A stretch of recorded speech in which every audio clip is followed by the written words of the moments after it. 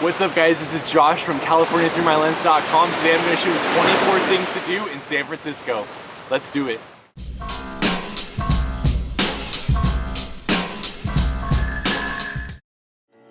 First up, no list of San Francisco stops is complete without talking about the Golden Gate Bridge.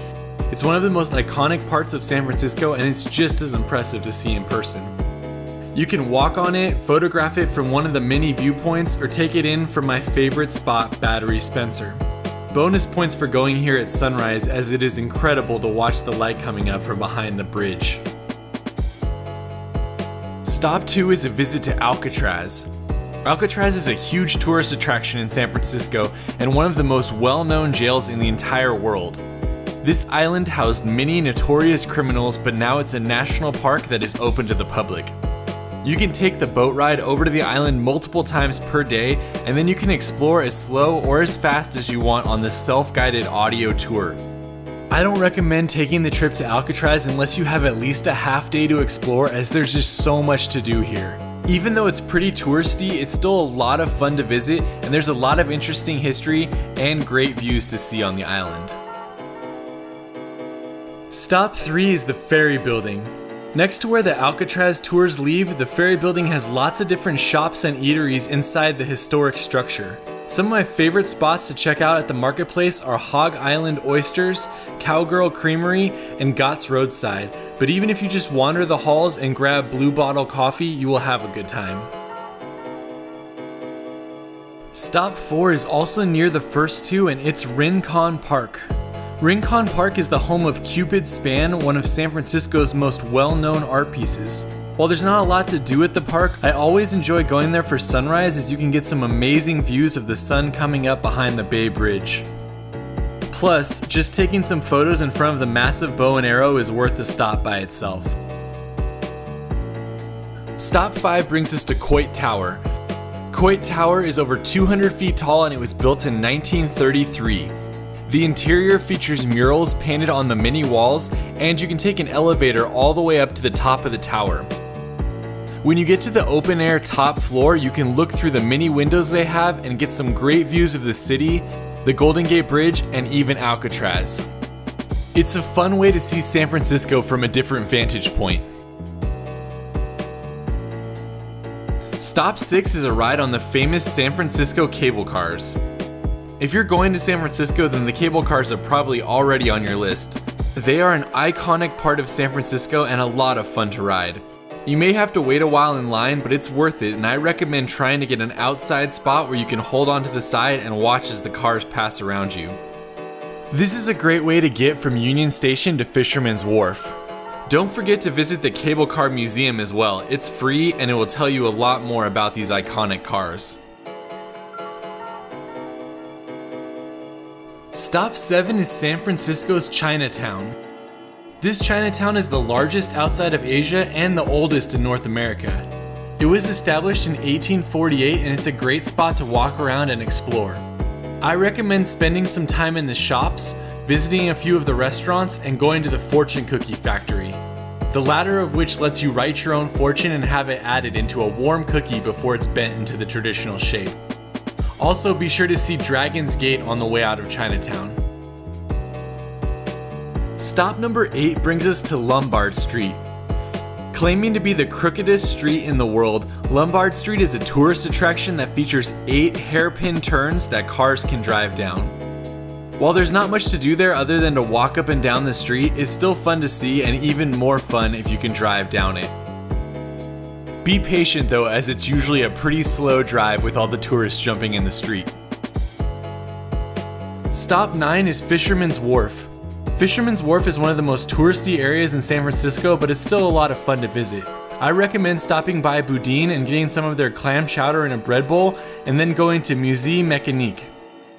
Musée Mécanique is a blast, as you can change your dollars into quarters and play all sorts of old games and small mechanical shows. It's a great time for the whole family, and you can spend $5 to $10 and have 30 to 40 minutes of fun. Stop 10 is the San Francisco Maritime National Historic Park. This park is run by the National Park Service, and it features a half-dozen boats from the last few centuries that have been restored and are available for you to experience. You can walk on and go inside many of the different boats and explore them to your heart's content. I love seeing old boats like this, so I spent a good hour or two here just seeing what each had to offer. Stop number 11 is Ghiardelli Square. San Francisco is home to Ghiardelli, and it's one of the most popular tourist spots near the water. It's a great place to check out with the old buildings and the famous sign, plus it has awesome ice cream that's rich and decadent. Just walking into the shop nets you a free chocolate even if you don't buy anything, and be sure to check out the area in the back where they show you how their chocolate is made. Stop 12 brings us to the Palace of Fine Arts. Built for the Panama Pacific Exposition in 1915, the Palace of Fine Arts is something you have to experience for yourself. It's a beautiful structure and a lot of fun to walk around, with the Central Rotunda being the most awe-inspiring. I like to photograph this spot right as the light is fading, as the reflection is amazing for pictures. While not for everyone, Stop 13 brings us to the Wave Organ, a unique piece of San Francisco history that I always enjoy checking out. It's near Crissy Fields, and you have to walk out on a long peninsula to get there. At high tide, you can hear the waves crashing into the underwater tubes and echoing the noise through the organ above. Here, take a listen.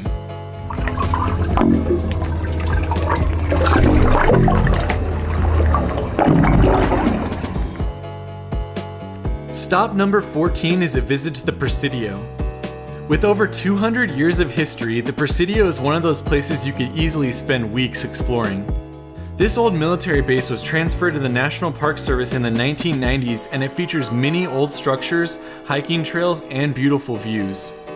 During the summer, the park has picnics on the weekends, which bring hundreds of people to the main square. One of the best things to do here is visit the 4 pieces of artwork from Andy Goldsworthy: Spire, Earth Wall, Tree Fall, and Woodline. You can do a 3-mile hike to see all of them, but Tree Fall is only open on the weekends. Don't forget to visit the Walt Disney Family Museum when you are there as well, which features a scaled replica of the original Disneyland. These are just a few things you can do in the Presidio. Stop 15 brings us to another iconic view in San Francisco, and that is the Painted Ladies. These pastel-colored houses were featured in the opening of the famous 90s show Full House, and since then they've become a must-visit for many people in San Francisco. I'm not a huge fan of the show like others are, but the park that's next to the Painted Ladies is nice to relax at. Stop 16 is Twin Peaks. No doubt you've seen the large antennas sitting up on the hill in the middle of San Francisco. This area is known as Twin Peaks, and it's a great spot to drive up and get a good view of downtown San Francisco. There are a few small hikes to the hills above the parking area, and each provides slightly different views of the city below. It's a fun short stop, especially if you have a rental car. Stop number 17 is Golden Gate Park. Larger than New York's Central Park, Golden Gate Park needs weeks to fully be experienced. While I haven't got to spend as much time there as I would like, a few of my favorite spots are the Old Dutch Windmill, Bison Paddock where they have actual bison roaming, and the Japanese Gardens. There are many great museums in here as well, like the D. Young Museum of Fine Art, and our next recommendation, the California Academy of Sciences. California Academy of Sciences is stop number 18 on this list, and it deserves its own spot as it's a blast to explore for the entire family. The main reason I like it is that it has a rainforest dome right inside of the museum. This controlled ecosystem is built to maintain the plants and animals found in a rainforest, and you can walk through it and experience butterflies and other things all around you. It's a really unique spot in the middle of San Francisco. Also, during the winter, this is a fun museum to visit as they have lots of Christmas attractions, including snow falling in the museum. Stop number 19 is Land's End. Land's End is one of my favorite short hikes in all of California. The trail goes along the coast and it features amazing views of the Golden Gate Bridge pretty much the entire time. There are many lookouts along the path, but be sure to take the hike down to Land's End Labyrinth, as it's one of the best views of the bridge, and then after that go down to Mile Rock Beach and hang out on the sand. I like to hike here before sunset and then go over to Sutro Baths to watch the sun go down, but even if you hike in the middle of the day, it's still an amazing trail in San Francisco. Stop 20 is the Sutro Baths. The Sutro Baths are a historic spot right on the water that's one of my favorites for exploring, especially at sunset. The area is fun to walk around as it features the remains of a privately run saltwater swimming pool complex. Not much is left from the complex other than the outline of the pool, but the views here are spectacular and it's an amazing area to explore and to watch the sun go down from. Stop 21 is Marshall's Beach, and it's probably my favorite spot for sunset in San Francisco. The beach is located below the coastal bluffs and the Golden Gate Bridge overlook, and it's about a half-mile trail to get down to the water. Once you get there, you can walk along the rugged coastline and take photos of the Golden Gate Bridge in the background. It's surely one of the best views in San Francisco. Do remember that you have to walk a half-mile uphill on stairs to get back to your car. Stop number 22 is a visit to Fort Point. On the other side of the bridge from Marshall's Beach, Fort Point is a historic military base that you can visit for free when it's open. It sits right at the bottom of the Golden Gate Bridge and it provides amazing views, plus a sense of scale for how big the bridge truly is. There's a few floors you can visit, plus a bunch of old cannons, and I love going to the top floor to get the views of the bridge, Alcatraz, and the water. For the last two recommendations, we're leaving the city a little bit. It's best to do both of these only if you have a rental car, as they're not very easy to get to on foot.